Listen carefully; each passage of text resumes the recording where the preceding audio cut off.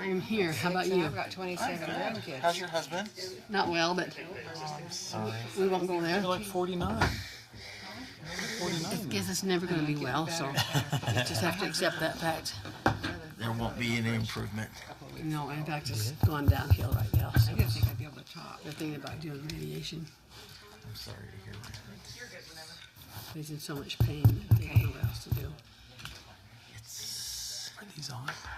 We would like to welcome everyone to our Planning Commission meeting tonight for August the 9th, 2022. 2022. Everyone, all the planning commissioners are here with the exception of Commissioners Anderson and Spires, who have been excused. This is the portion of our meeting where public comment is welcomed if you'd like to make one. These are for items not on the agenda. Please try to limit your comments to 3 minutes. And no action is taken during public comment. Did anybody want to come forward? Okay, thank you. Presentations and reports. Mr. Eggett? Let's see if I can do this in a really condensed format from the work session. J-Dogs has a building permit that went out, so they're moving forward with their project site. The Super Chicks in the old Sweeto Burrito site has a building permit that's been issued. The old Gordman's has a CR trading post and a home goods building permit that's been issued. The Target signage was approved by the city council to be a new sign along Highway 84 to advertise for the businesses, which I suspect will include CR trading posts and home goods. The rezone of Leslie's Mobile Home Park was approved for R4. I have 2 conditional use permits forthcoming at the next meeting. I had to schedule a public hearing with the Planning Commission at the next meeting for a general plan update to include the housing element reporting into the moderate income housing plan. And I have also received a subdivision submittal for the drive-in property, which will be in the forthcoming meeting. So I think that's everything I reported in this condensed format as needed. Oh, and then there's a truth and taxation hearing with the city council next Tuesday night at 6 o'clock. If you'd like more information, go to the city website. There you go. Thank you. Next, the consent items. Do the commissioners have any changes or additions to the minutes from July the 12th, 2022? I'd like to make a motion, we approve the meeting minutes. Second. All in favor? Aye. Aye. Okay, action items. Number 1, a public hearing to receive and consider comments regarding proposed updated roadway vacation petition for Cozydale Drive, 1500 West, 4650 South, 4675 South, 4800 South, 1300 West, and 1350 West is located between approximately 4800 South and 4400 South, Riverdale, Utah, as requested by America First Federal Credit Union and the AWA Engineering. Mr. Eggett. Thank you. As noted in the work session and as well in your packet, the executive summary, this is an updated Cozydale Drive vacation plat. The significance of this update is the inclusion of the 4800 South right-of-way with this project. Previously, this came before the Planning Commission with a public hearing on May 10th, 2022, wherein it was recommended for City Council approval at that time. With the inclusion of 4800 South per direction of the city attorney, we do need to have a public hearing this evening to vacate that and basically do it again to make it more comprehensive of everything that would be vacated as part of this overall plan that is taken place or underway by America First. Representing America First Interest, we do have Kim and Tim tonight, and we also have Natalie and Jake representing AWA on behalf of America First. Really, there's not anything of substance that's different from the last time it came before the Planning Commission. The general plan has a special use district light industrial business park. It really doesn't affect a vacation, but for the purposes of the general plan, that's the guidance there. There are no comments or concerns from any department heads as they've looked it over. The only thing that I noted with the engineer, there's 3 brief engineering notes of things he just wants to see addressed before it goes to city council. seem like they're pretty basic stuff. In fact, it's really two, because one is just forwarded electronic copy of the final plat to him. So really, it's two minor things could be addressed before going to city council. And with that, that's everything I have, and I think you can proceed to public hearing at your discretion. Thank you. Okay, motion would be in order. Make a motion, we open the public hearing. Second. All in favor? Aye. Aye. Anybody want to make any comments? If not, probably a motion would be in order. Make a motion, we close the public hearing. Second. All in favor? Aye. Aye. Okay, consideration to forward a recommendation to the city council regarding proposed roadway vacation for Cosadale Drive, 1500 West, 4650 South, 4675 South, 4800 South, 1300 West, and 1350 West, as located between approximately 4800 South and 4400 South, Riverdale, Utah, as requested by America First Credit Union and the AWA Engineering.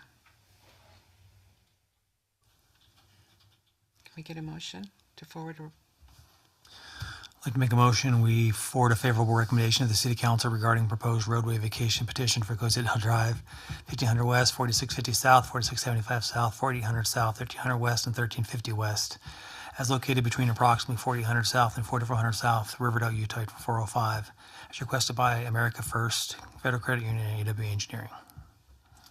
Second. I'll second it. We have, all in favor? Aye. Aye. Michelle, would you want to do a roll call on this one? Do you think that'd be good? Okay, well then we'll have a roll call, thank you. Aye. Aye. Aye. Aye. Aye. And it's passed unanimously.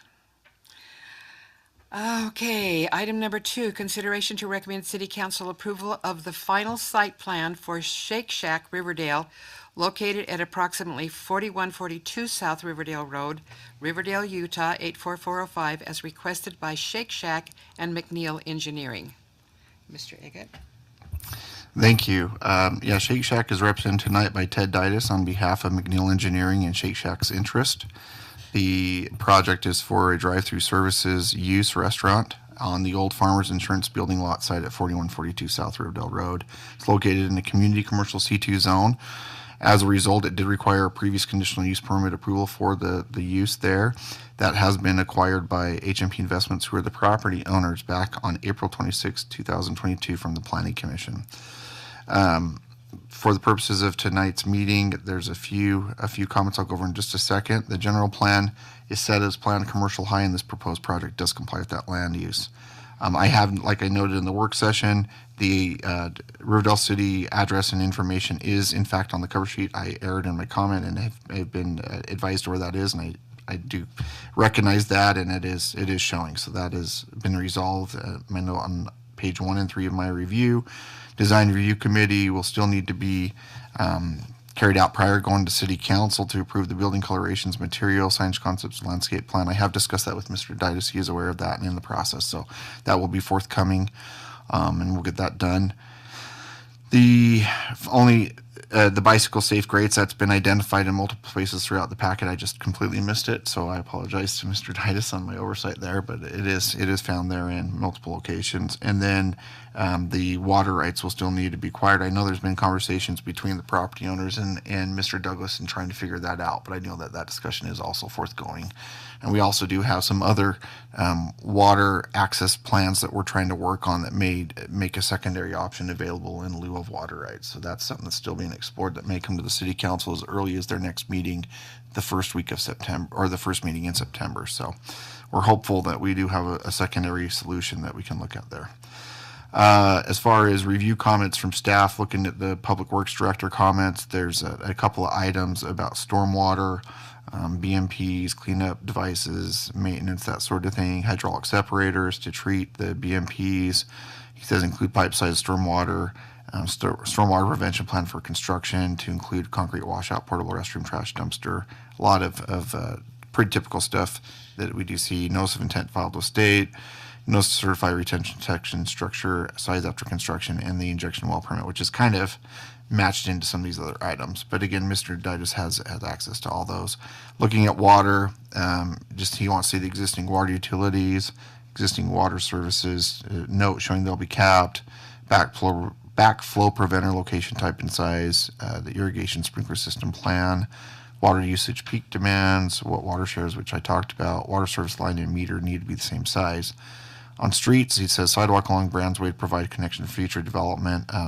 I would just advise Mr. Didas maybe to talk to Mr. Douglas to see what options are there on that. And then proposed sewer flows, daily and peak, show existing sewer and laterals. I think he just likes to see them so then he knows how they'll be capped at the property line, that sort of thing. And then some general notes.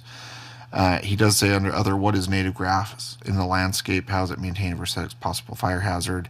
Again, that's something that we can probably discuss a little further offline and look at the code to see if there's any guidance there or anything we need to discuss. But I personally am not concerned about that, but I don't want to speak for Mr. Douglas. Let's put it that way. As far as police and fire, there are no concerns from them with any of the submitted documentation. Looking at the city engineer's review comments, he just has a couple of items. Directional orientation needs to be corrected on all the sheets. I'm not sure if that, what his thoughts are there. But anyway, same about the hydrodynamic separator that Mr. Douglas noted for the underground storage system, injection well permit, same as Mr. Douglas. He says snout not shown in any of the storm drain details. Long-term storm water management plan refers to the snout for debris control, and then some other engineering guidance. And show the details for the irrigation connector and backflow device. Ensure irrigation connector is at the meter. And then on sheet 1.01 shows removal of local benchmark. Does benchmark need to be replaced? Is what he notes. So those are his comments. You'll see the application thereafter and then the submitted documentation. So with that, I would refer to the Planning Commission for any questions you may have of me and or the applicant. Thank you. Is that Mr. Titus? Yep. Would you like to come forward, sir, and state your name and city of residence? Is this already on? Yep. My name is Ted Didas, McNeil Engineering, 8610 Sandy Parkway, Sandy, Utah. Thank you. Anybody have any questions? I do have a question, and maybe this is more directed to you than to him. All these things that he said need to be corrected, they do need to be corrected before we submit this to City Council. Is that correct? It depends on the motion you make. Obviously, depending on the motion, we would not let it go to City Council if direction was such that that's what the Plan Commission wanted. Let's put it that way. Because I see a lot of things that maybe they're minor, but they just need to be fixed before we submit it to City Council. I mean, the water issue I'm concerned with. And there's also one there that says something about putting grass in. And right now with the water issue of watering, I'm concerned about what is our landscape going to look like because we really can't put grass in. I think what that's referencing is more like native or natural grasses that grow there. Okay. I think what Mr. Douglas's concern is that, for lack of a better way to say it, is it going to just be a glorified weed patch that looks ugly or isn't well maintained? I think that's his bigger concern. It's I get my bearings on this one, kind of the south portion of the site that slopes up to the apartments behind, that was planned just to be seeded in a native seed mix, something it's not a lawn, it's not a turf, it's not something that needs heavy irrigation use, but the maintenance would be something, whatever was appropriate for that type of material, whether it's mowing it routinely, letting it get knee high before it gets cut, that would be dependent upon the type of material that it is. And there is a long-term potential goal there from the RDA as well. That maybe in the interim it could be a concern, but the long-term goal of the RDA is to pursue some kind of a drive aisle connectivity back there. And so for that reason also it's kind of sitting that way. It is also a slope. I mean, there's quite a few unique issues with that space. But yeah, even to really do some heavy landscaping just to rip it out, I can see the concern of why it was engineered the way it is. Yeah. Okay, anybody else? Okay, with that, a motion would be in order.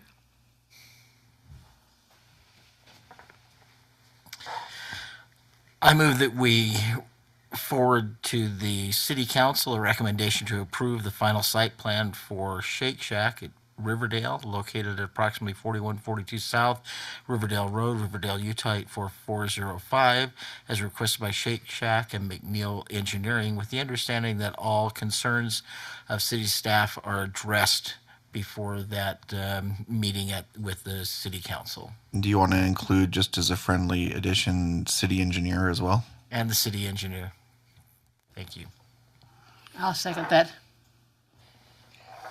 Do you want to poll the commission? Michelle? Aye. Aye. Aye. Aye. Aye. Thank you. Thank you. Is that your concern too? Okay.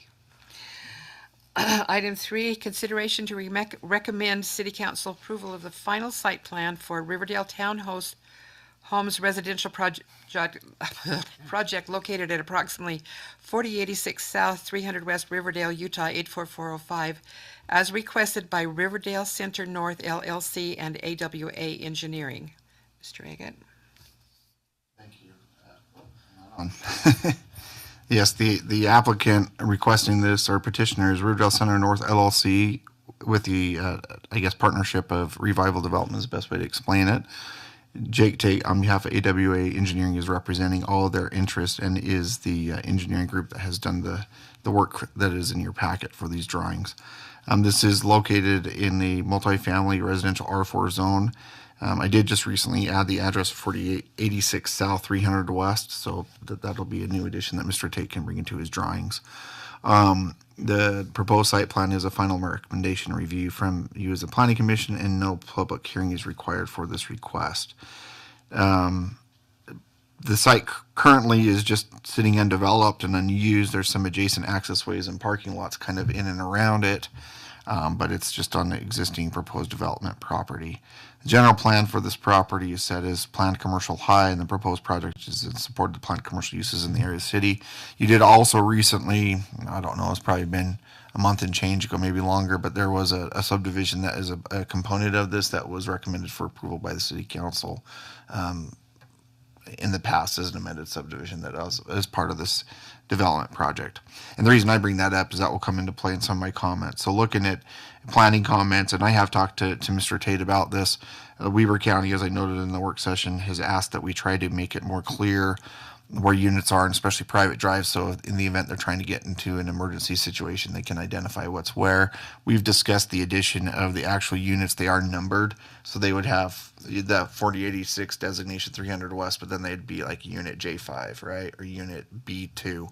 So hopefully that will give Weber County what they're seeking, and he has agreed to do that with the actual subdivision plat that would then be recorded, so the county has some kind of a record on their subdivision plat identifying better where these units are. Because obviously any site plan documents and subdivision documents we keep, we don't send to the county. So that's the way we think it would best address that. But I didn't know that there would need to be a way to identify that on the plat. Just a quick note of the date being updated. That's really a minor thing, but I know if I don't catch it, the city engineer most definitely will. So I figured I would catch it the minute he missed it. Let's see, the only other item I have was the water right transfer documentation, and I know Mr. Tate's well aware of that drill and how to work through that, so I'm sure he's already on that and working with Mr. Douglas. I'm trying to figure that out. Under the review of Mr. Douglas, our Public Works Director, again, some of the same stuff, drainage systems, operations and maintenance plan, and BMPs to be recorded. I know Mr. Tate has put one together and understands that process. Hydraulic separator and BMPs for the stormwater as it enters underground retention. The stormwater prevention plan and construction BMPs going through the compliance go process. Notice of intent filed with state for the injection well, and then the injection well permit itself. This is one I'm not used to seeing, but he says the underground system is listed as ACO storm brick system. There are no details provided. How is the system cleaned and maintained? No load rating is shown. All water must be treated before entering the underground system. So that is something I don't normally see. Under streets, he just says stop signs, like where are the stop signs as far as internally. And then his second item is locations for snow removal stacking on site. Response states snow will be placed north of Dog Park. There doesn't seem to be any area that would hold the amount of snow from the entire site. Snow must stay on site and cannot be pushed onto or across these streets. And I'm sure Mr. Tate has a response to that. Underwater, propose irrigation sprinkler system plan, including a smart clock notice, and then provide water shares. Under sewer, propose sewer flows daily and peak, including peak demand time. Under police and fire, no comments of concern or note from either department. The city engineer, he does have a little bit more. Just a few general concerns noted under the improvement drawings. Overall, that he noted either maybe some errors in wording or numbering or other items, and he's just trying to get clarification. So there's 5 bullet points there. Under stormwater, some of the similar comments made by Mr. Douglas, and then some additional new ones. You can see in your pack. If you have specific questions, feel free to ask me or bring them up to Mr. Tate. But they're listed. There's about 8 of them, so you can quickly glance at those. And if anything jumps to mind, feel free to discuss. And then let's see. One is interesting. It says, "How is water being retained in the new detention chambers for the existing retail development? The water is allowed to flow past the chambers and not through them or into them." I don't know if water from the existing development around it will go into the chambers or not. But again, I think that's something that Mr. Tate could easily address or maybe even make more clear on future iterations of the drawing. And then under culinary water, backflow preventer, like Mr. Douglas noted. Water line along 300 west and progressing north along Pacific Avenue goes from 8-inch to 6-inch. 6-inch line should be upsized to 8-inch to ensure proper flow to the development. That's a concern he had. So those are his comments. You'll see the application thereafter, fee being paid. You'll see the response comments from the previous review dating back to May 24th, 2022 commission meeting. And then you'll see, following the review comments, the actual submitted plan documents for the townhome subdivision. And again, to note on the record, this is a subdivision that will be utilized as almost like a rental townhome apartments. These are not owner occupied or owner sold. That's the intent for this project. So that's per discussion we've had with the developer and the way that the roads and the way that the townhomes need to be oriented. That's the best way for the project to work the way that the developer wants to use the site. So with that, I would defer to the Planning Commission if you have any questions for me or Mr. Tate, and we'll go from there. Thank you. Mr. Tate, would you like to come forward? Jake Tate, 2010 North Redwood Road, Salt Lake City, Utah. Happy to answer any questions. I can give you an update on the water rights. I did see an email today that it looks like I think the requirement's like 18 or 19, and I think they have 18 acre feet under contract. So I think we're almost there. So that's usually the big hurdle, and that should be going down soon. So in stormwater comments, I think we can address them all. There's just some more details that we need to provide. Wonderful.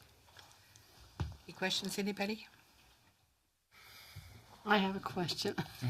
Okay, it's on 300 West, and the road goes up and around like this. Does the number of that road, does it change when it gets to the top to a different number coming down?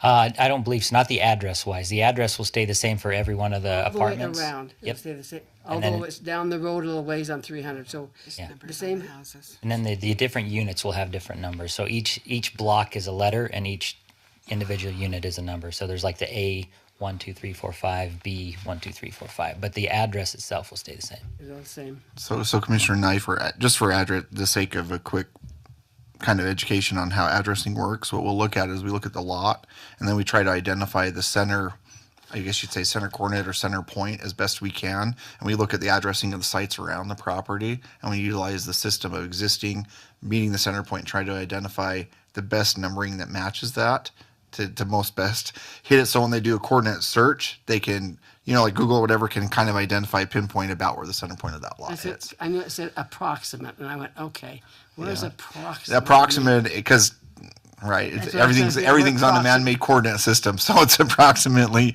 in relationship to all the other addressing around the property. That's what I was trying Yeah. to figure out. What does approximate mean? Okay, thank you for the education. Appreciate that. Okay. Mr. Tate, I have a question. Sure. What are the square footage of these units? And Yeah, I think so. There's a main floor and then 2 stories. So I believe there's 700 square foot-ish per story. So it's about 1,800 if you take out the garage. But if you do just the straight footprint, it's about 2,100 square feet. okay, and how many bedrooms and bathrooms? I believe it's going to be in the 2 to 3 bedroom range. 2 to 3 and 2 bathrooms? Yeah. There'd be one upstairs and there'd be one in the middle floor.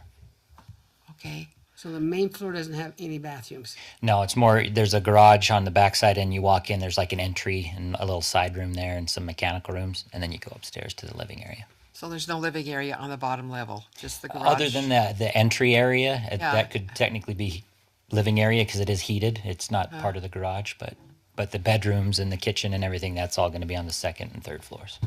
Okay, I just was curious. Yeah. Thank you. You bet.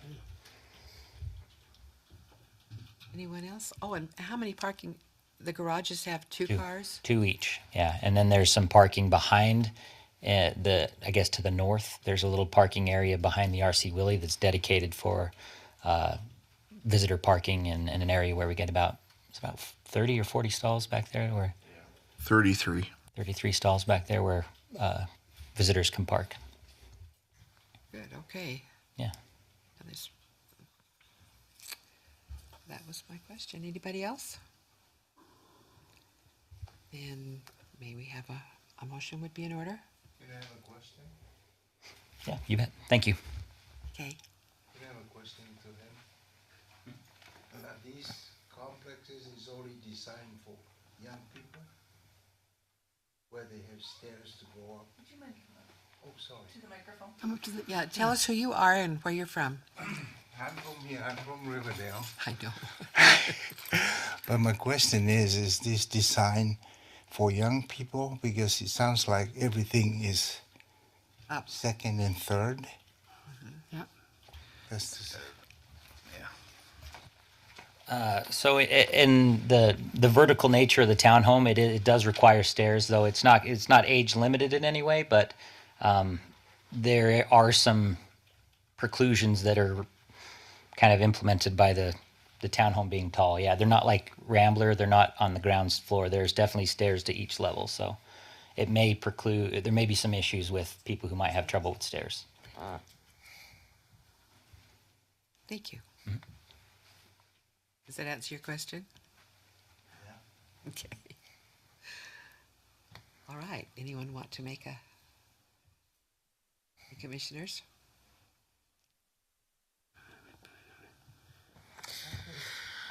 I move that we forward to the city council a recommendation to approve the final site plan for Riverdale Townhouses residential project located approximately 4086 South, 300 West Riverdale, Utah 84405, as requested by Riverdale Center North LLC and AWA Engineering, with the understanding that all city staff and engineering issues are addressed before that time. Second. Would you like to poll the commission, please? Commissioner Knight? Aye. Commissioner Wingfield? Aye. Commissioner Esposito? Aye. Commissioner Herman? Aye. Commissioner Jones? Aye. The voting is unanimous. Thank you so much. All right. Do any city staff or commissioners have any comments they'd like to make? I move we adjourn. Second? I agree. Second it. All in favor? Aye. And that is unanimous.